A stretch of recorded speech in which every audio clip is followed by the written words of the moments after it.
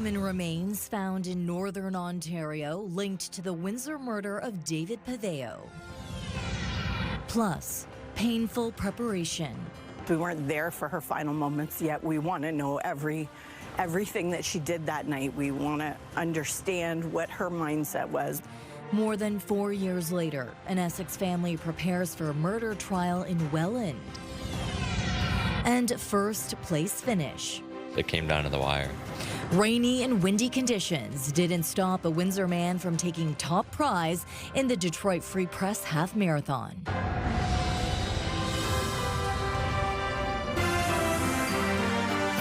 CTV News with Stefanie Masotti. Good evening and thank you for joining us on CTV Windsor and AM 800. A key development in the investigation of 37-year-old Windsor man David Paveo, who was reported missing in August.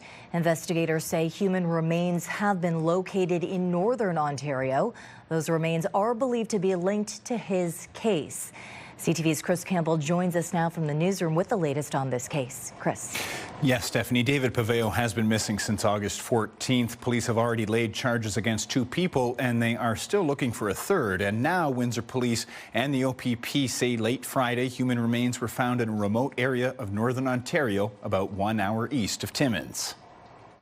Police say the remains have not yet been formally identified as Paveo's, but their investigation leads them to believe they are connected to the case and are believed to be his. At a media conference on Friday, Staff Sergeant Joe Fadoul of the Windsor Major Crimes Unit described the investigation as one of the most daunting he's ever worked, noting the absence of a body has made charges difficult, but he says investigators believe Mr. Paveo was killed on or around August 14th. 2 suspects have already been charged. On October 15th, 54-year-old Shane Laddiser was arrested and charged with first-degree murder and indecent interference with the deceased body. And 49-year-old Marie Christine Hanna was charged with accessory after the fact to murder and indecent interference. Investigators continue searching for a third person known only by the name Colin. He's described as a white male in his late 20s, about 5 foot 10 inches tall, with a rose or flower tattoo on the back of his hand. He is known to frequent Windsor's West End and downtown areas. Police say they believe the homicide took place at a home at 1057 Felix Avenue in Windsor. The property remains under forensic examination. As for the scene in northern Ontario, the OPP conducted a search in a wooded area north of Kirkland Lake in response to leads that developed during the investigation in Windsor. Investigators were not available to provide an interview today, but the case remains very active, and police say the public's help is crucial. Anyone with information is asked to contact Windsor's Major Crimes Unit or anonymously through Windsor and Essex County Crime Stoppers. Meanwhile, family and friends are coming together to remember David Paveo. A candlelight vigil will be held this Saturday night at 7 at the Harrow Fairgrounds. Stephanie? Okay, Chris Campbell with our top story tonight. Thank you, Chris. To an unrelated case now. Jury selection started this morning at a courthouse in Welland, Ontario, into the 2021 death of a young woman from Essex. Juliana Panunzio was killed at a house party in Fort Erie. Her family has had to wait more than 4.5 years for this day, and they admit it's an overwhelming new chapter in their grief journey. CTV's Michelle Molesky reports. This backyard waterfall is Shelley Panunzio's favorite place to sit and reflect on the life of her daughter, Juliana. We weren't there for her final moments yet. We want to know everything that she did that night. We want to understand what her mindset was. Panunzio was killed on January 19, 2021, at a party in this short-term rental in Fort Erie. We're still stuck back at devastation and anger. Now Panunzio's family is gearing up for what they expect will be a lengthy trial in Welland, more than 3 hours from Essex County. 27-year-old Christopher Lucas of Toronto has pleaded not guilty to second-degree murder. After 4.5 years of court hearings and meetings, the women have learned how to cope with the sometimes difficult details in the case. You just let the tears fall into your lap. So we never put our hair like up in a ponytail because we just want it, to hide and look down. And they just fall off your face into your lap. Although far from home, the family does now have a memorial for Juliana in the Niagara region. We do have a tree actually that's up in Port Dalhousie in her honor, and Lisa frequents that tree quite often while she's up there, and it's a nice little spot by the water. So I think, you know, we may use that opportunity. More than 8 weeks have been set aside for the trial. The judge has denied our request for access to a virtual link for the trial. I'll be traveling to Welland tomorrow to at least report on the opening statement by the Crown attorneys on the case. In Windsor, Michelle Molesky, CTV News. In other news, a LaSalle man has been arrested for arson following 4 fires at the same property this year. On Friday, LaSalle police and fire responded to a house fire on Riverview Avenue. The home has been unoccupied since the original fire on February 27th of this year. Police say 38-year-old Corey DeGenes of LaSalle has been arrested and charged with break and enter and 3 counts of arson. Some spectacular video of hydro lines on fire in South Windsor on Sunday. This video was taken near North Talbot Road. A weekend storm that swept through the area knocked out the power to a section of Essex County and the East Riverside area. In total, around 3,000 customers were left in the dark. Hydro One also responding to downed hydro lines on sections of County Road 46, the 8th Concession and O'Neill Drive. A fire in the city's West End is under investigation as a potential arson. Windsor fire crews responded to a row house on Bloomfield Avenue around 9 p.m. Saturday. Firefighters extinguished the first floor blaze and saved 2 dogs. 1 person has been displaced. Arson investigators for Windsor Police are continuing to look into this fire. So far, a cause has not been released. The fire is believed to have caused around $80,000 in damage. 1 person has been taken to hospital after a car plowed through the front window driving into the Zayre store in LaSalle. The crash happened around 2:30 this afternoon. Despite the mess, the store remained open to customers. Police are continuing to investigate the circumstances surrounding this crash. If you've been a victim of online fraud, you'll be interested in our next story.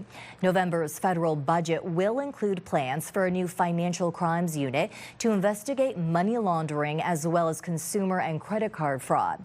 CTV's Michael Couture looks into how the new office fits into a much larger anti-fraud strategy. According to the Canadian Anti-Fraud Centre, financial scams cost people in this country $643 million last year. It's why, after 5 years of promising to tackle the problem, the Liberals are finally acting. Budget 2025 will introduce Canada's first ever national anti-fraud strategy. The strategy is also coming with a new agency that will target money laundering and online fraud. Canada plans to collaborate with other countries to target those transnational crimes. We're talking to the FBI, we're going to talk to the financial crime unit in the UK, but you know, my aim is to go after organized crime, is to go after those who scam and defraud Canadians. There's no doubt that it's really late in the game. Cybersecurity experts point out the Liberal government promised a financial crimes agency 5 years ago, and they say this multilateral collaboration with other countries is key to catching these types of criminals. There's a culture of cooperation that needs to be built within our regulatory institutions, within our law enforcement, and within the financial system. That's partly why the government will amend the Bank Act to require express consent from account holders before enabling services like e-transfers. They'll also require banks to have policies and procedures to detect consumer-focused fraud. The Canadian Bankers Association is on board and applauds the move to have a central financial crimes agency. There's a lot of skills that involved, you know, the white collar, the movement of money, the complexities. And so having people that can be focused on that would be critical. This is one of the many pre-budget announcements the government is making leading up to November 4th. And today, Conservative leader Pierre Poilievre called on the Prime Minister to keep the deficit under $42 billion, something Mark Carney has already signaled will not happen. Michael Couture, CTV News, Ottawa. Meteorologist Gary Archibald joins us now for a first look at the weather from the top of the Bell Building tonight, where showers are in the forecast. Gary. Showers coming after such a beautiful day. It's gorgeous right now. This early evening stage has been relatively mild of late, and today was slightly above seasonal. We're in the midst of a big system moving into our neck of the woods. The airspace right now is under a ridge of high pressure, which is slowly but surely going to break down through the overnight. We'll see increase in cloudiness as low pressure moves in, and maybe 2 significant waves of rainfall in the next 24 to 36 hours. I'll break down what you need to know and see if temperatures will take a nosedive for the rest of the week. That's all coming up. For now, I'll send it back inside to you at the desk. Windsor families will soon get some relief from a stinky problem. City Council is moving forward with the new pilot project, one that aims to make life a little easier for parents and caregivers as the city moves to bi-weekly garbage pickup. CTV's Sanjay Maru joins us outside City Hall to explain. If you have a baby at home or a senior that you care for, this one is for you. Windsor City Councilors have just signed off on a new pilot program aimed at keeping those diapers from piling up between collection days. With a little one at home, Councillor Fred Francis knows all too well how fast those diapers pile up and how quickly the smell can follow. If we had to put diapers in a separate bin for 2 weeks, we probably could, but then you start thinking about families that have 2 or 3 kids. I don't think that's an option. It's why the city is hoping to wipe that problem away, with council approving a 1-year pilot project, giving registered households pickup of diapers weekly as Windsor moves to bi-weekly garbage collection. We got to make sure we clean up the mess, right?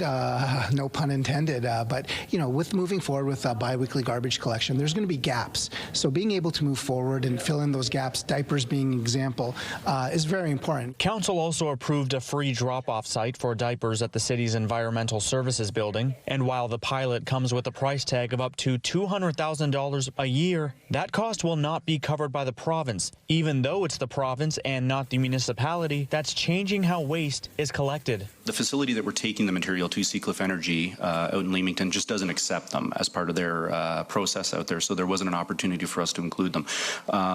Research through other municipalities, Toronto and York region, where you do see the diapers collected in the green bin, roughly 70 to 80% of the diapers that are collected there in the green bin program are landfilled. Windsor's mayor says the program is about helping those who need it. If you have 2 or 3 people who have babies at home who are using diapers, or even senior loved ones who may need incontinence products, it could become overwhelming. And so we're trying to figure out how to deal with those situations.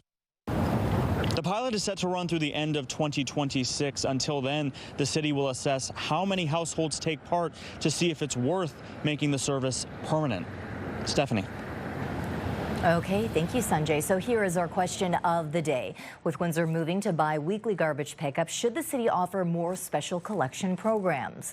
Go to our website to cast your vote, ctvnewswindsor.ca. On Friday, we asked if you're watching more playoff baseball because of the Toronto Blue Jays. Almost 1,100 people voted, 62% say no. If you live in LaSalle and haven't voted yet in the by-election, the polls close at 8 p.m. Voting opened on October 10th to fill the council seat left vacant after the passing of Sue Desjardins in April. 7 candidates are running, and the elected person will be sworn in on October 28th. Residents are casting ballots through online voting, but those requiring assistance can attend the Voter Help Center at the LaSalle Civic Center on Malden Road. We will have the unofficial results in our late-night newscast. Do you have a comment or a question about a story? Text us at 10400. You can also send photos and videos to that number. Canada's team still ahead on Windsor's news leader. It's Game 7 as the country cheers on the Blue Jays. I figure if they can run in this, we can come out and ring a little bell. Wind, rain, and international pride. The Detroit Free Press Marathon pushes through with a lot of spirit and a local winner. And tomorrow, after 4 years of heartbreak, opening statements begin in the trial involving the death of Juliana Panunzio. That's tomorrow at 6 on CTV News.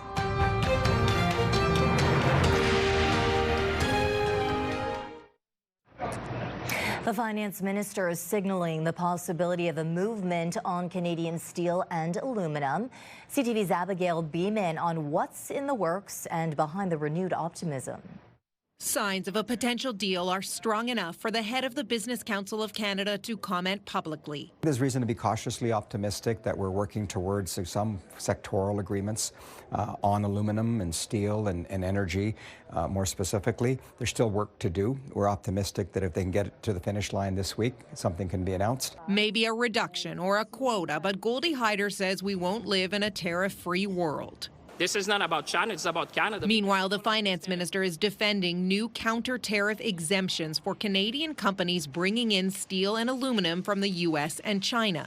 So you're talking about a very small group of very specific products that needed to enter Canada to maintain the supply chain. While the Canadian Steel Producers Association criticizes the exemptions for being too broad, Keenan Loomis represents Canadian steel fabricators and says the decision to exempt I-beam specifically is critical to about 500 Canadian businesses that work with the U.S. This is really, really impactful when it comes to projects where my guys are working on American projects and bringing in the steel, engineering it, fabricating it, here in our shops here in Canada, and then sending it back to the U.S. The focus now, whether there will be a sectoral deal announced this week or during the Prime Minister's upcoming trip to Asia, where both he and the American president are expected to attend the APEC summit.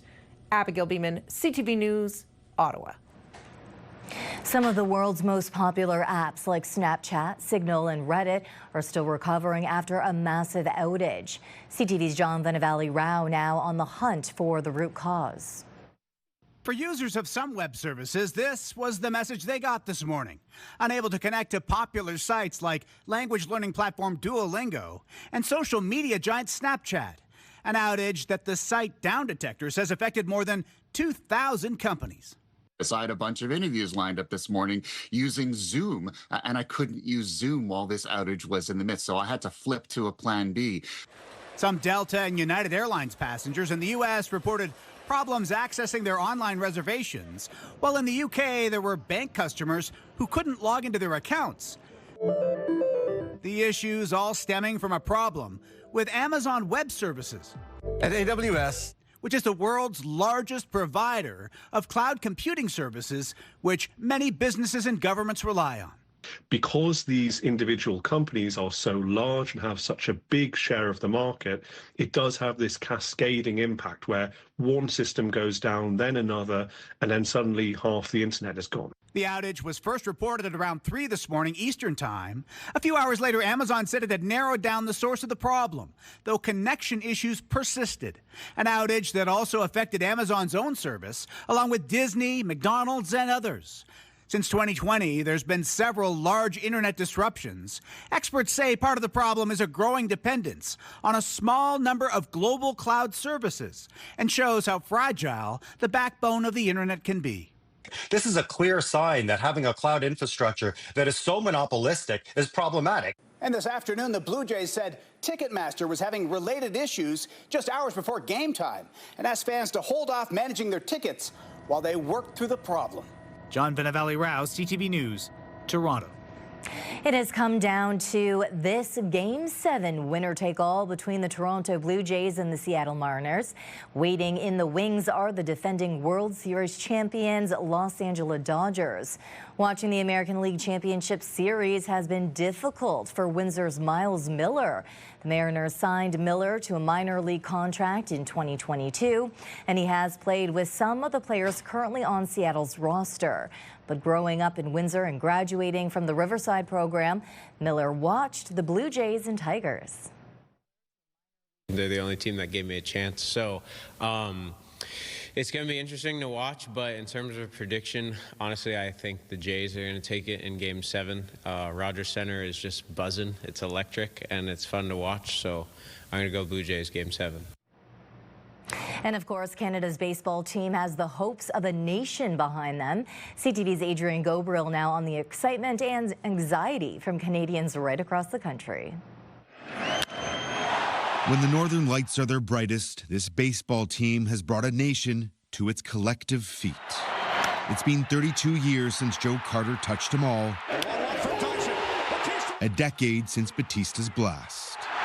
Though this current iteration of the Toronto Blue Jays has fans flying high once again, prompting some to hop a flight for the big game, with one pilot even sketching the Blue Jays logo with his flight path over Nova Scotia. You got a diamond, you got 9 men. Canadian rock stars have been strumming along this postseason to the Blue Jays anthem. You got them to spring till fall. In Victoria, fans caught the ferry to games 3, 4, and 5 in Seattle. There's only 30 teams in the MLB, and Canada only has one of them, but it only takes one to win. Lifelong Expos fans are even pulling for Vladdy Sr.'s son, taking the trip from Montreal. We're going to Game 7. This postseason run has brought families and Canadians together and given rise to the next generation of Blue Jays Nation. We're very excited. Let's go, Blue Jays! It might be fall in Canada, but hope does spring eternal across the country this October with one common goal, one common purpose. Okay, Blue Jays, let's play ball. And play ball they will tonight. The two most intense words in sports, Game 7. The hopes of a nation hangs on each pitch, on every swing of the bat. Adrian Gobriel, CTV News, Toronto. Rain and wind wasn't enough to dampen excitement for the Detroit Free Press Marathon. Around 26,000 people signed up to run the race, including about 4,000 Canadians, and supporters came out in droves. Welcome to Canada.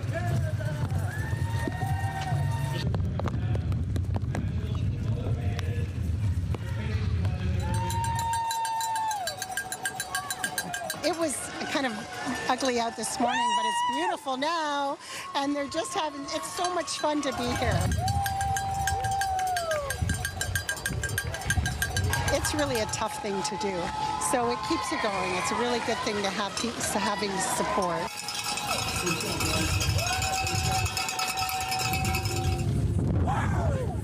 On a day like today especially, we didn't want to miss it. I figure if they can run in this, we can come out and ring a little bell and hopefully get them some encouragement to keep on going.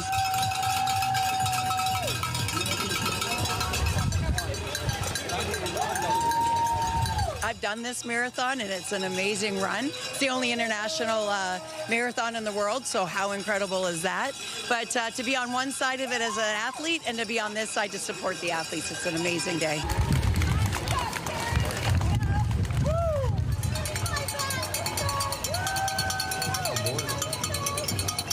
To celebrate the joint friendship between two countries. And it's the only marathon in the world that goes underwater, so that's pretty cool.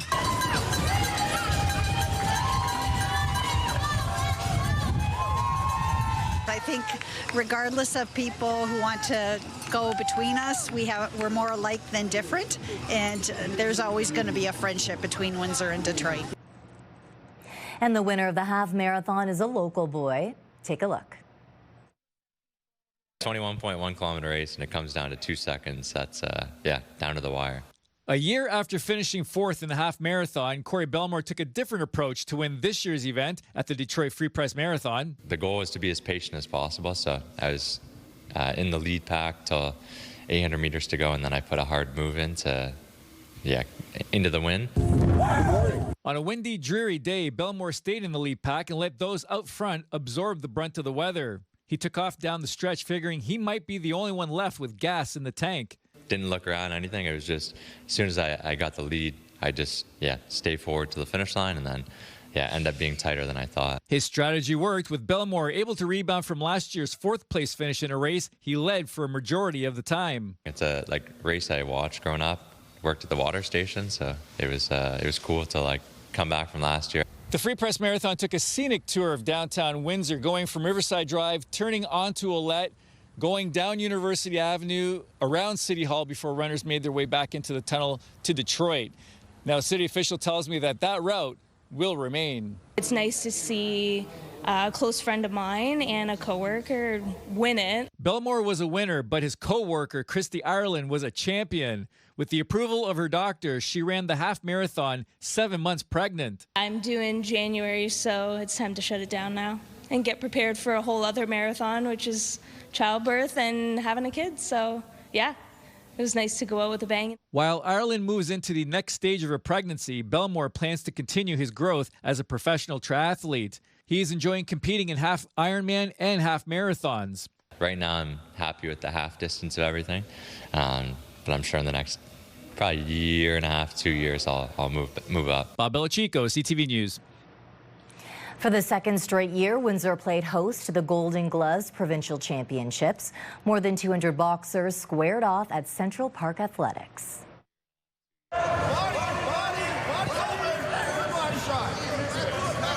It's been amazing. It's been a really, really cool experience. The event is incredible, and I got to fight yesterday in the finals, and I won unanimously, so it was amazing.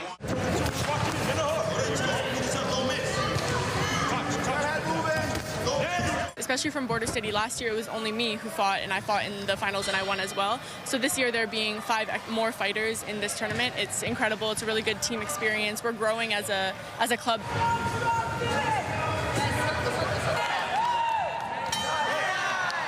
I think we're all putting in a lot of work, and in the years to come, there's going to be more and more people coming up, more and more fighters coming up, and also from the other gyms in Windsor.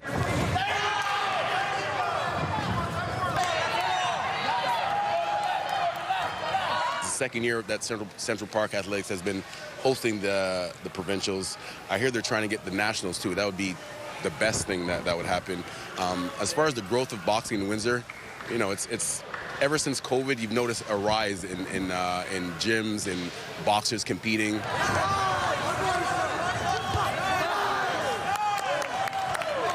I don't think it's ever been done, not the Nationals in Windsor, so hopefully the Kings do that here at Central Park Fitness. I know Rosalind's going to be ramping up for her Olympics, first in LA in 2028, and then in Brisbane, Australia in 2032.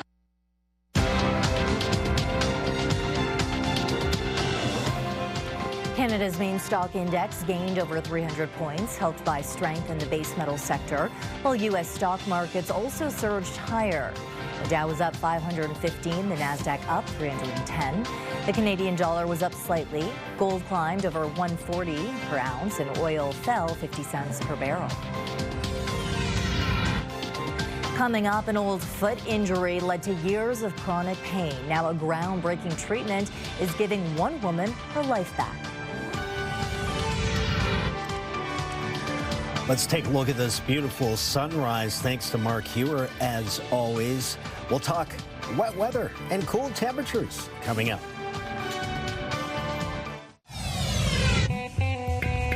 Start your day with the latest local news. By signing up for our newsletter, you'll get direct local content straight from CTV Windsor to your inbox, including top stories, the forecast, and videos. You can sign up at ctvnewswindsor.ca.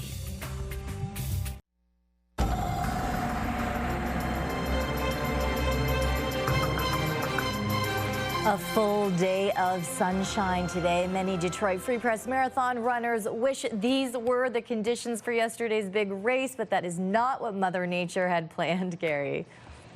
As forecast, I was talking about the rain for the weekend. It came, and but you know what? Runners will be runners, and they'll run no matter what the conditions. So good on them. It was a good race altogether. Today was a milder than seasonal day, with mostly sunny conditions, in particular in the afternoon, reaching high near 17. Our average is closer to 14.5. The air quality is good.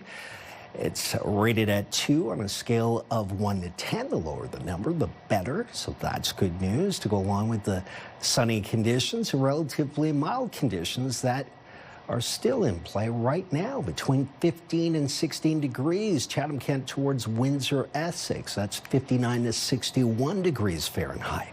Cooler in northern and northwestern Ontario, 11 degrees in Thunder Bay, and the prairies have certainly cooled off. Single digits in Winnipeg at 7, 3 degrees in Regina, 8 in Calgary, and for our friends in Vancouver, about 12 degrees. That maritimity factor, a little edge on the fall conditions being near a big body of water like the Pacific Ocean, a bit milder there. The winds certainly have been an issue of late since the weekend. We got into gusts close to 65, 70 km in the city of Windsor. We'll still be breezy through tonight with gusts around 30, 35 kilometers per hour.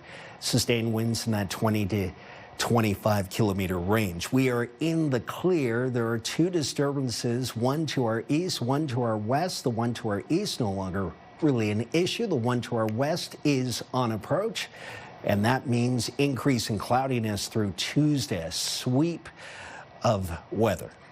We'll see two waves, and this circulation of low pressure will usher in some cool overnight temperatures as well as the rain. The rain sweep for Tuesday, increase in cloudiness through the morning. I think we'll have lingering showers through the afternoon, but it's not a huge event in terms of accumulations, less than 5 to 10 millimeters expected in the next 24 to 36 hours. Tuesday, Wednesday, Thursday, cooling off 14, 11, then 12, cloudy all 3 days. And then we'll see a nice break Friday into the weekend, Saturday, Sunday, Monday. The temperatures between 12 to 14 degrees. The umbrella required the next 3 days. That's my advice. And that's a look at your weather. Lifetime, brought to you by Safeguard Medical Alert Systems. Nearly 8 million Canadians live with chronic pain, and while new therapies are offering more options for relief, many say stigma and a lack of information continue to stand in the way of proper care. CTV's Pauline Chan has more on their struggles and the evolving approaches to treatment.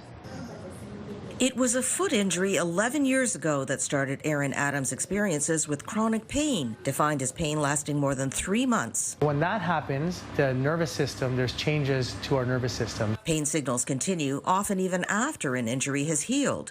For 13 months, Aaron's foot remained swollen until she was diagnosed with complex regional pain syndrome. I've been to physio, been to chiro, been to massage therapy.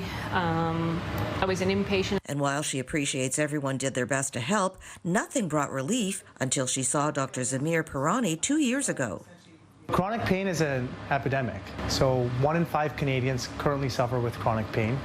It's a silent disease. And he says in seniors, the rate is more like 1 in 3 people, with the numbers growing as Canada's population ages. Aaron says stigma is also high. It's very derogative because they think they can't see it, right? Well, you walk fine. I don't see you walking with a limp. What's wrong with it? Pirani's clinics, one in Toronto and now one in Hamilton, offer a holistic approach to chronic pain management. They do procedures like the nerve-pulsed radio frequency treatment Aaron receives, where X-ray guided bursts of radio frequency disrupt rather than destroy the nerves. Medications are another important factor for patients, but equally important are other psychological therapies. We know that cognitive behavioral therapy, psychological interventions, managing their depression, their anxiety, their loneliness, their isolation, these all have a massive magnitude of effect for patients suffering with chronic pain. We do things like breath work and humming. And I mean, breath work can really change the acidity of your blood dramatically. So by blowing off a tremendous amount of carbon dioxide, you make the blood more alkaline. Dr. Monty Sawala says this change allows the nerves to essentially reboot. Their in-person supportive programs are covered by OHIP. The goal is not necessarily to eliminate 100% of the pain, but to educate the patient and reduce the pain so that they can go on to live a full life. Pauline Chan, CTV News. The World Homeless Day food drive in Windsor and LaSalle saw great success this year. 2,100 pounds of food and $6,800 was raised to support those in need. The Salvation Army in Windsor says it is seeing a 30% increase in families needing help with food this year. 1/3 of them are children. And wine lovers, mark your calendars. Windsor's biggest wine event of the year is back. Wines for the World returns this Friday, October 24th at the St. Clair Center for the Arts. This all-inclusive evening features wines from across the globe alongside tastings from over 10 local wineries, including Pelee Island, Cooper's Hawk, and Polio Estate. Guests will also enjoy gourmet food pairings with top local restaurants, plus a silent auction, wine barrel raffle, and more. All proceeds supporting the charitable work of the Rotary Club of Windsor Roseland. Every penny that we raise goes back to this community, which is the nice part of it, right? And we also do international work. As you know, Rotary is an international organization.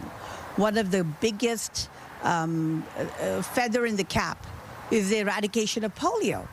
And Wines for the World this year is on October 24th, which is World Polio Day.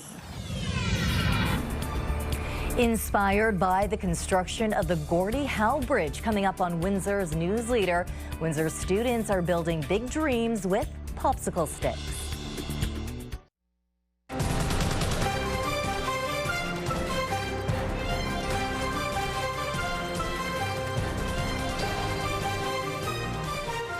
Winter may be just around the corner, but for some of LaSalle's hardest gardeners, there's still time to plant. Normally, a lot of Seedy Saturdays where people are doing it in the spring because people are just planting, but fall is also a great time to plant for perennials. The LaSalle Horticultural Society hosting its first ever Seedy Saturday event this weekend. Dozens of plant lovers picked from various seeds for vegetables, fruits, perennials. Organizers say it's the first time the event has been held in the fall across Ontario. The goal is to promote pollinators and native plants. I think the future of our children are not in tune with gardening and trees, and they should be more in tune with it because in the future they're going to want to teach that to their children. So I think that's very important. And there's a lot of really pretty plants. Just to see what I can do with my building skills and see how good my bridge is compared to the forces. Some of Windsor's brightest young minds showed off their potential as future engineers on the weekend. Around 90 students pieced together popsicle bridges for this year's competition at the Engineering Your Life event. Participants spent days constructing a bridge to see how much weight it could hold. This year, a new record was set with one bridge holding over 600 pounds. It's part of a larger effort to help kids consider a career in engineering.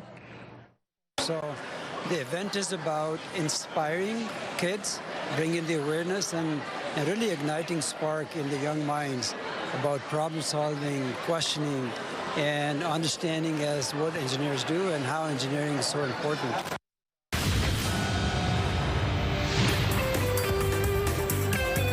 Rock icon and reality TV superstar Bret Michaels is bringing his high-energy live and amplified tour to Windsor.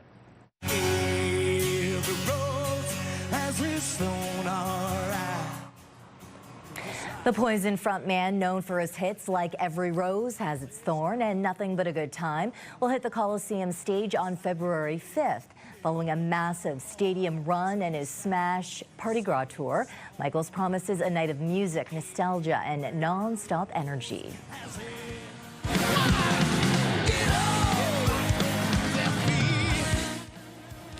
And Hairball, the ultimate 80s arena rock tribute, hits the Coliseum stage at Caesars Windsor on January 30th.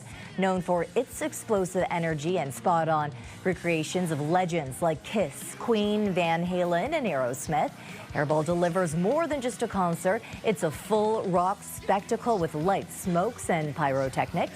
Tickets for both shows goes on sale this Friday.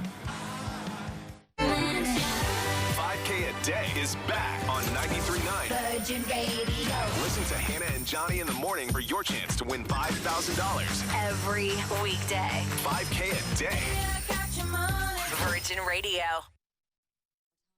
This is your CTV Windsor Our Community Calendar. Wines for the World. Windsor Essex premier wine and tasting event is back, brought to you by the Rotary Club of Windsor Roseland. Friday, October the 24th at the St. Clair Center for the Arts. See you next time on Our Community.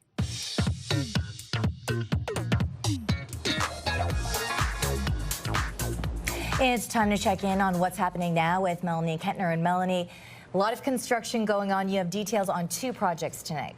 Yes, Stephanie, that's right. The first one is Banwell Road between EC Row and the Nexstar battery plant. The road closed this morning and will remain closed until the end of the day on November 14th. This will allow crews to put in a box culvert across Banwell. The second one may be more of a traffic problem. A section of Front Road will be closed to all traffic starting Tuesday. The section between Kenwood Boulevard and Laurier Drive will be closed until Saturday. It's part of storm sewer reconstruction. We've got even more construction stories at ctvnewswindsor.ca.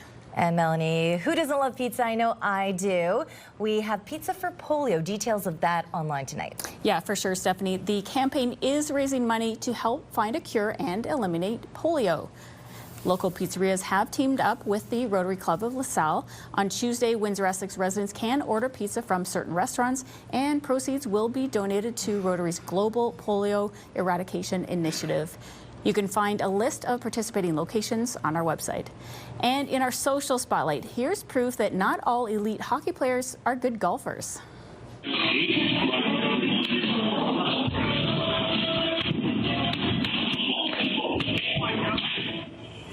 So Owen Sound Attack players were at a golf simulator during a road trip to North Bay, and one of them had a club mishap. Video shows the team captain losing his club during a swing and accidentally launching it into the kitchen. But at least nobody was hurt, Stefanie. Well, it looks like all the other guys around him are having a good laugh about it for sure. I would miss the ball completely. Yeah. I don't know if I would let the whole club go, but yeah. Yeah, it was funny. They were all ducking and everything. Yeah. Okay, so if people have video at home that they want to send you, how can they do it? Yeah, they can email us at newsnow@bellmedia.ca or text it to 10400. A decades-old discovery at a book sale uncovers a wartime mystery and leads to an emotional reunion. That story when we return. The latest news to start your day. Interviews, conversations with the top officials, the difference makers, and personalities in Windsor-Essex. Only on Windsor-Essex #1 morning show. It's Mornings with Mike and Meg on AM 800.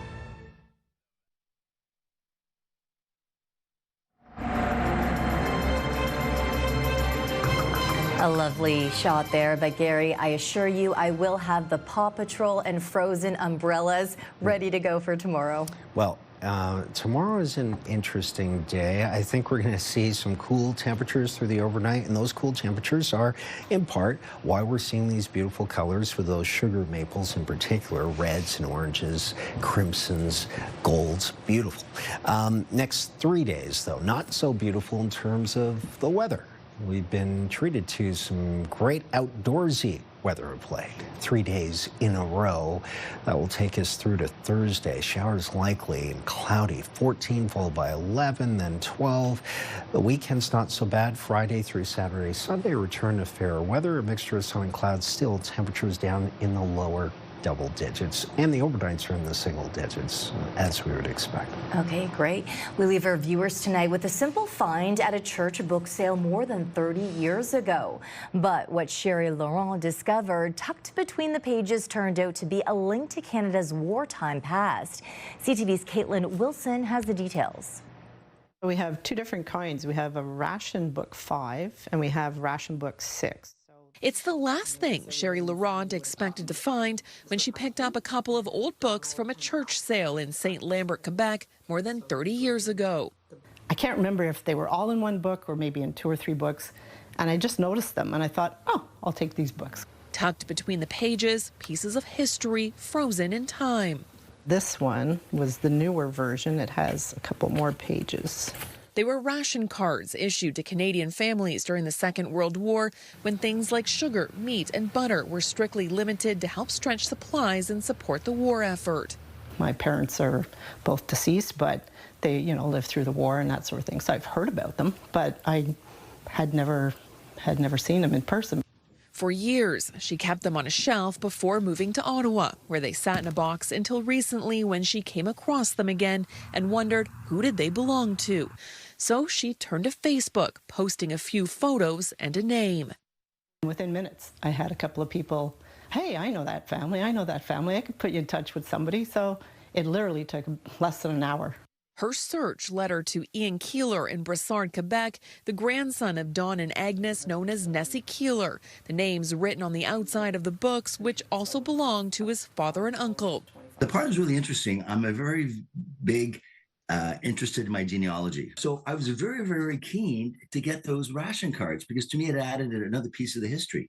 He says his grandfather had immigrated from Trinidad, served in the First World War, and married his wife in Scotland before the couple settled in what's now St. Hubert, Quebec. It's a lot harder to find stories and the links to the past when the people are no longer with us. You've got to go with little bits and pieces of paper you find in books. Now Ian's sister plans to meet Sherry in person to collect the ration cards, a small act of kindness closing a chapter roughly 80 years in the making. That book has two stories. That is the original story of the book and also the story of the World War II ration cards. And I think that's just very, very, very interesting. Caitlin Wilson, CTV News.